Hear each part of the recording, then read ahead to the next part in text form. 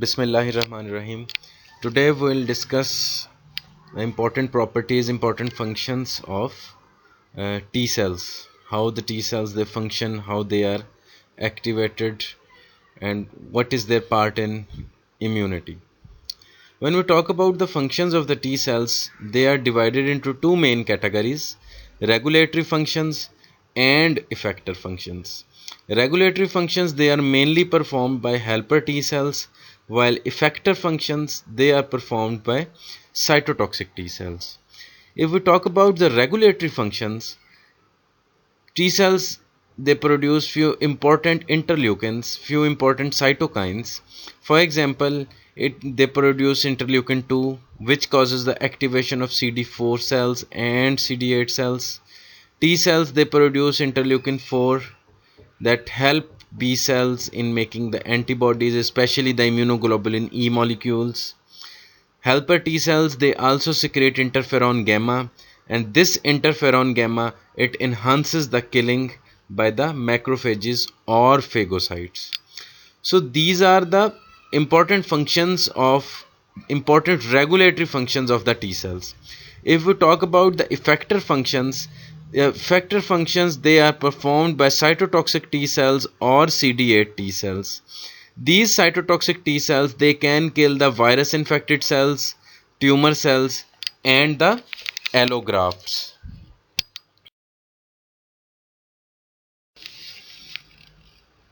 Now about the activation of the helper T cells and the cytotoxic T cells.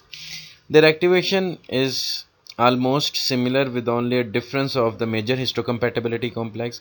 If we talk about the activation of the helper T cells, it requires their T cell receptor or TCR.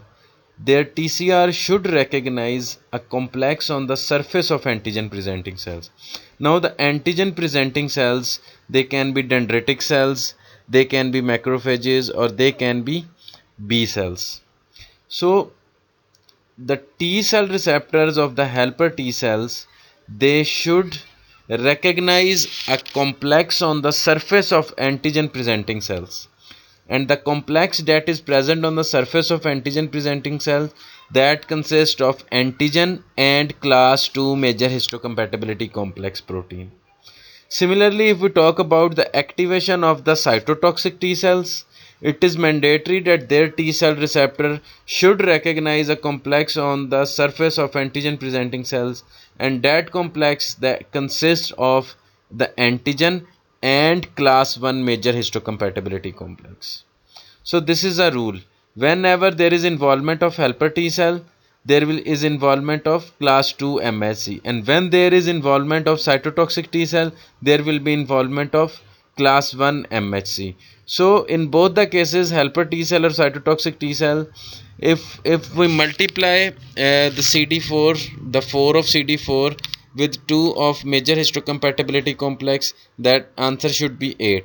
And similarly, if we talk about the cytotoxic T cells, if we multiply 8 of the cytotoxic with 1 of the major histocompatibility complex, the answer is again 8. So in both the cases, the multiplication, if we do multiplication, the answer should be 8. So this is very important. In the previous lecture I pointed out that it will run side by side during the whole immunology. Again I am pointing out it will run throughout the immunology, this major histocompatibility complex 1 2 and helper T cell and the cytotoxic T cells.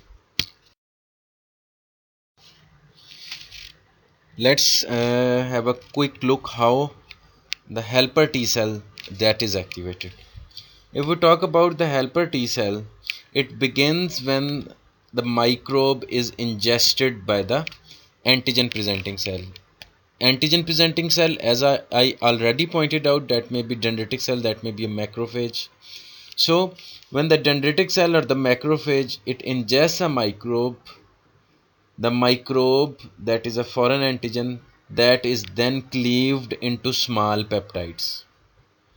So once the foreign antigen or the foreign body that is broken down into small proteins or small peptides, these small peptides then they get associated with class 2 major histocompatibility complex. As this is helper T cell activation, so they will get associated with class 2 major histocompatibility complex. Remember in the previous slide I told you that there is a complex present on the surface of antigen presenting cell that comprises of the antigen and the class 2 major histocompatibility complex. So now here if you look in this slide, the small cleaved peptides which are formed initially, they get associated with class 2 MHC, and this complex between the peptides or the foreign antigen and class 2 MHC, this complex is transported to the surface of antigen presenting cells. So when this complex is transported to the surface of antigen presenting cells, it is then recognized by the T cell receptor of helper T cell, and that T cell receptor recognize this complex, a co-stimulatory signal will arrive. It will result in the activation of helper T cell. What is co-stimulatory signal? We will discuss in the coming slides in today's lecture. So this was about the activation of helper T cell.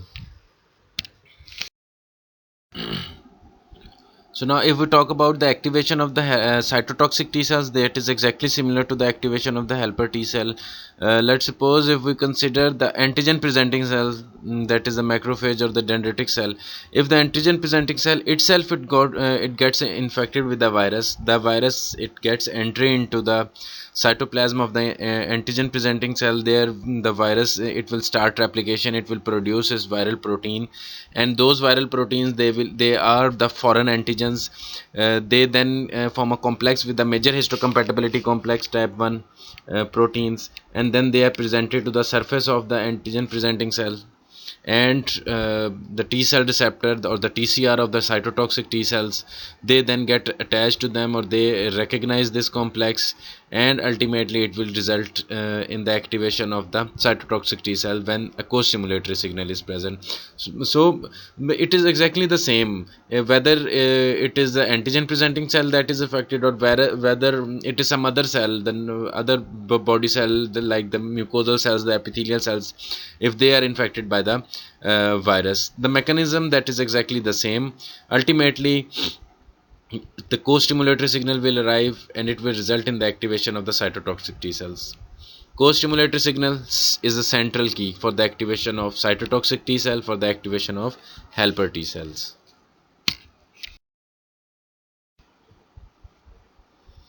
This is a pictorial representation of the T cell activation, and this picture it also shows the co-stimulatory signal. Please remember, two signals are required.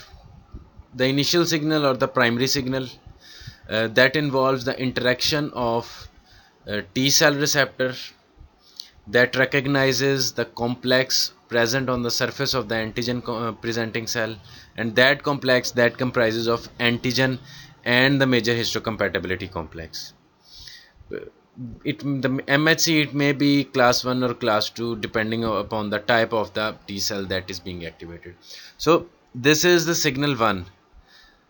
And what is co-stimulatory signal? This co-stimulatory signal, it is necessary for the activation of T cell, any kind of T cell. If you give some detailed if you have a detailed view of this picture, you can clearly see in the upper part of this picture that there are two proteins which are shown. One protein that is present on the antigen presenting cell, that is represented by some dark green color, and that is B7 protein. So B7 protein that is present on the surface of antigen presenting cell, it gets associated with CD28 protein that is present on the T cell. So B7 protein interacts with CD28 protein on the surface of T cell, and when this interaction will occur, this is called as co-stimulatory signal. So the signal 1 and the co-stimulatory signal, both of these signals, they will result in activation of T cell. The other question is, if there is only signal 1, and the signal 2 or the co-stimulatory signal that does not arises, or there is no interaction between B7 protein and the CD28 protein, what will happen? The answer is the T cell will not be activated. The T cell, it will remain in a sense of unresponsiveness, and that state of unresponsiveness, that is called as T cell energy. ANERGY, energy, it means unresponsiveness, किसी चीज़ का कोई अमल ना करना, किसी चीज़ का कोई action ना करना. So the T cells, they will not perform their function, they will be useless, they will not be used for providing immunity, they will not be helpful in fighting off the infection. So co-stimulatory signal is absent, the T cells, they will remain in a state of energy or unresponsiveness. This is the importance of the co-stimulatory signal.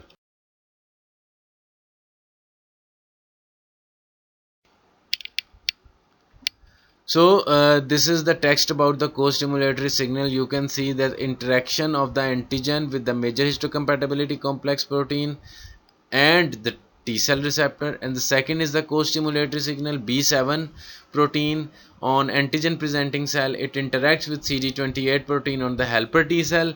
This is the co-stimulatory signal. What is the net effect? Interleukin 2 will be secreted, and when the interleukin 2 is secreted, it will result in the activation of other T cells. It may result in the secretion of interleukin 4, or it may result in secretion of interferon gamma.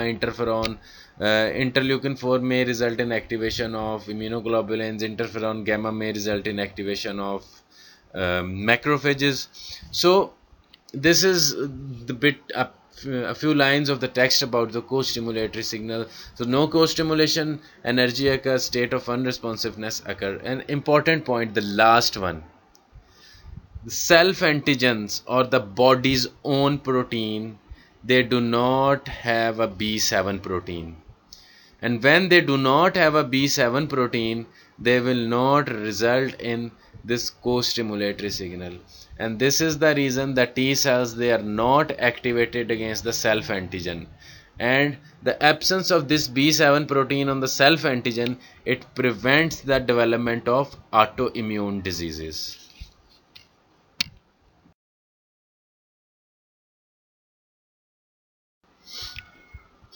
In the very first slide, we had a brief look on the regulatory functions of the T cells.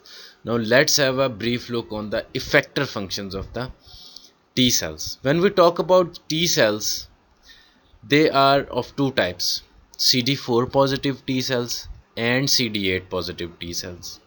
CD4 positive T cells, they have three subsets: T helper 1 denoted as TH1, T helper 2 denoted as TH2, and T helper 17, that is denoted as TH17. So these are the three subsets of CD4 positive cells or the helper T cells, while the CD8 cell or the cytotoxic T cell, it exists as such.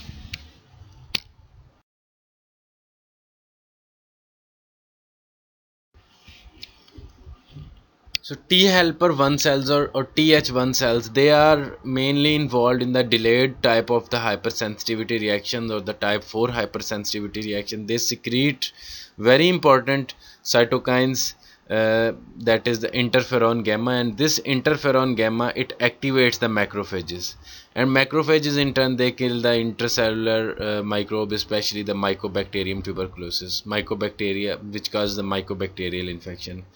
So the main function of T helper 1 cells, that they give protection against the intracellular microorganisms. A very important microorganism, intracellular microorganism for our routine life, that is Mycobacterium tuberculosis.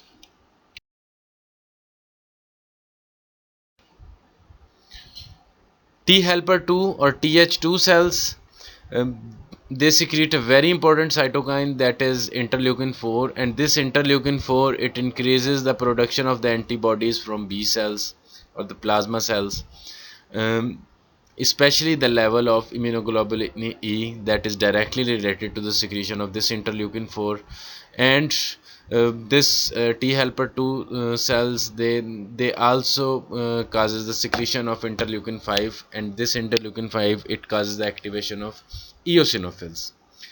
Whenever we talk about immunoglobulin G molecules and eosinophils, we directly, our mind, it directly goes towards some parasitic infection, some helminthic infection.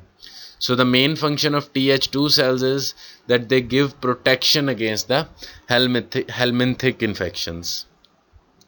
T helper 17 cells, they are very important, and they secrete an important cytokine, that is interleukin 17, and this interleukin 17, it helps in the chemo attraction of neutrophils, and when the neutrophils, they are attracted towards the site of injury or towards the antigen, it will result in the it will result in giving protection against the against that specific infection, that may be bacterial infection. So give protection against the bacterial spread, this T helper 17 subset.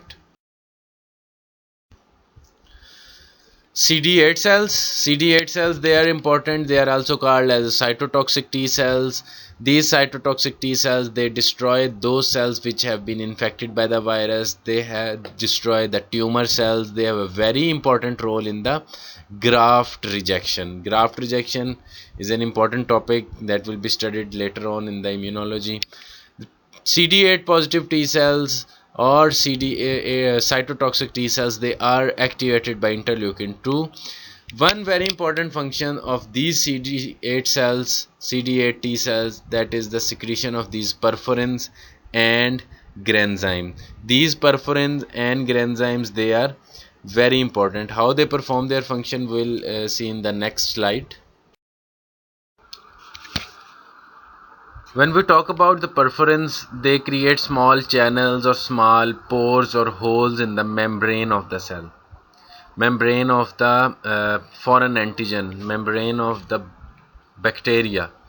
So as a result of these pores or channels in the membrane, the cell organelles, the cytoplasm or the cellular contents, they are lost and the cell, it dies.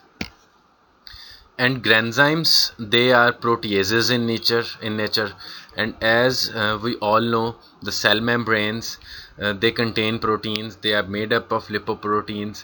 So the granzymes, they break down the proteins which are present in the cell membrane. These granzymes, they also activate the caspases, and caspases, they are involved in the process of apoptosis. Again, it will result in cell death. So perforins, which create channels or pores in the cell membrane, granzymes, that destroys or break down the proteins present in the cell membrane because they are proteases in nature. And third important thing is granzyme, they activate the caspases, and caspases, they result in the activation of apoptosis, again leading to cell death. An important point to note here is, if CD8 positive cells, they have performed their function, they are not killed, they are not damaged, they continue to kill other cells which have been infected by the same virus. For example, it is not the rule that one CD8 cell will only destroy one virus infected cell. No, it will continue performing its function. It will continue damaging the nearby virus infected cells. But remember, it will only damage the virus infected cell. It will not cause any harm on the free virus that is present in the body. No harm to the free virus. Only the cells that have been infected by the virus, those cells, they will be damaged. Fast ligand interaction is another mechanism by which the cytotoxic T cells, they kill the virus infected cells or the tumor cells or any other cell. Fast, that protein is a protein that is displayed by the many cells. When the cytotoxic T cell receptor, it recognizes some sequence that is present on the surface of the target cell, Fast ligand is induced in the cytotoxic T cells.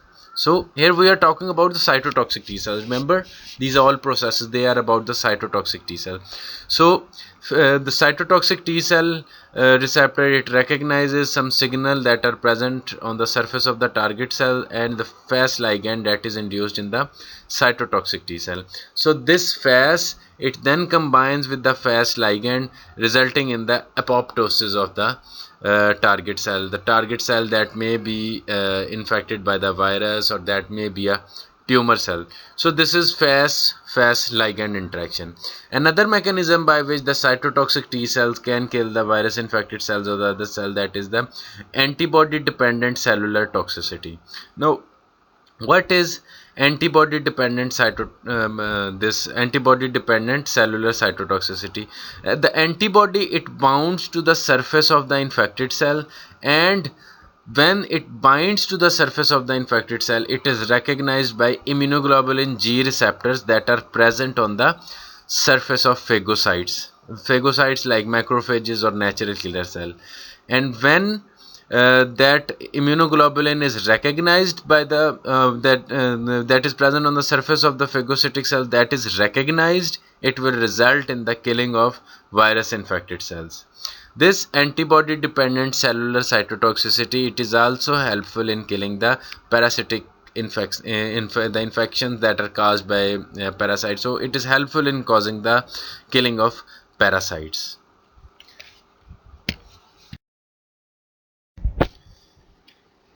The regulatory functions of T cells, the most important being the production of the antibody.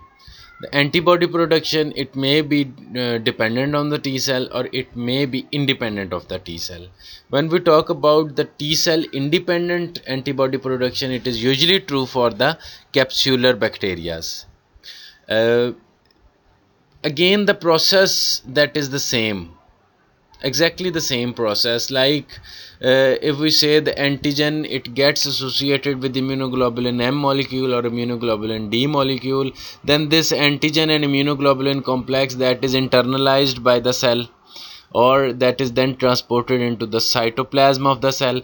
In the cytoplasm of the cell, various fragments are formed of this antigen and antibody complex. Numerous fragments are formed, and some of the fragments, they return to the surface of the cell. Again, when they return to the surface of the cell, the T cell receptor, it recognizes the complex, this complex that is formed between the antigen and the major histocompatibility complex type 2, and a co-stimulatory signal will arise. Interleukin 2 will be formed, that result in the activation of other helper T cell. Interleukin 4 will be formed, and this interleukin 4, it may result in production of the antibodies. Interleukin 5 may be formed, it may result in the activation of the eosinophils, giving protection against a helminthic infection. So the main concept, starting from the antigens to the production of these immunoglobulin, that is exactly the same, and this concept, it will run in T cells, it will run in cytotoxic T cells, helper T cells, and the B cells. Another important regulatory function of T cells is the production the cell mediated immunity, the protection provided by the cell mediated immunity, and this is the main function of the helper T cells. Third important function is suppression of the certain immune responses, and this suppression of the immune responses, that is done by a very important type of the T cells, that is called as regulatory T cells. These regulatory T cells, they suppress the function of the CD4 cells and CD8 cells. Regulatory T cell, they comprises of total 5 to 10% population of the T cells, and like helper T cells, which are positive for CD4, and cytotoxic T cells, which are positive for CD8, these regulatory T cells or suppressor T cells, they are positive for CD25. So this was the lecture about the T cells, the various subsets of the T cells, the types of T cells, how the T cells, they are activated, how helper T cells they perform their function, and how cytotoxic T cells they kill the virus infected cells or the tumor cells. I hope you must have you must have understood to some extent, or I may be able to impart some of the knowledge to you people. In the next lecture we will start with the B cells and the other cells which are involved in the process of immunity. Till then, Allah Hafiz.